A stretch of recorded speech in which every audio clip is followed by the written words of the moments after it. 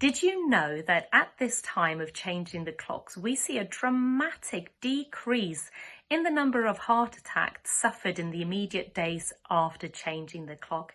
A reduction of about 21% in heart attacks noted. Now that's incredible and just really shows us how important that extra hour of sleep is. Now, equally, when we move the clocks forward in springtime, we see a dramatic increase in the rate of heart attacks suffered, a 24% increase, which again really tells us how vital it is that we're getting those quality hours of sleep each night. So as we're getting towards the end of the month and we're going to get ready to change the clocks and get into winter hours, I'd like to share a few tips with you to help ease that transition and to ensure you are getting a good night's sleep.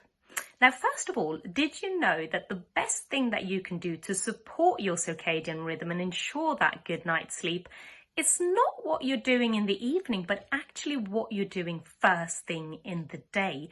So if you can get up and get outside and get some daylight on your face, the first thing you do, this really helps to support those hormones that regulate wakefulness and sleepiness in the evening. It can be a bit tricky as the days are getting shorter and it's dark in the morning. So sometimes we might need to support our body clocks by using artificial light to simulate that, red lights or bright lights first thing in the morning to mimic the sunrise on our faces, the sunlight on our faces. Now, other things that are really beneficial and to help you have a good night's sleep is to ensure that the room you are sleeping in is cool and as dark as possible and well ventilated. You know not to keep your phones in your bedrooms, I'm sure, but do you actually follow this rule? Do you leave the phone outside?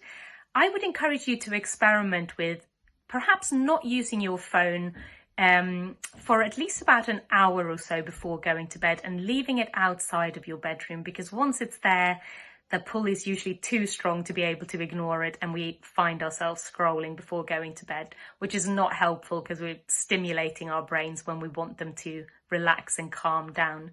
Other things that are really beneficial as well is to set yourself a bedtime routine. Go to sleep around the same time each and every night, and making sure that you're spending some time before going to bed doing calming things like reading, having a relaxing bath, perhaps having some chamomile tea, anything that can help ease yourself into that relaxing period.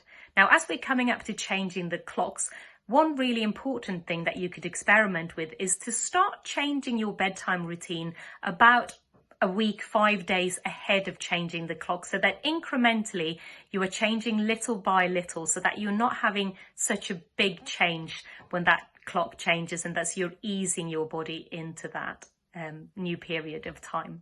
So best of luck to that, and hope you get a good night's sleep.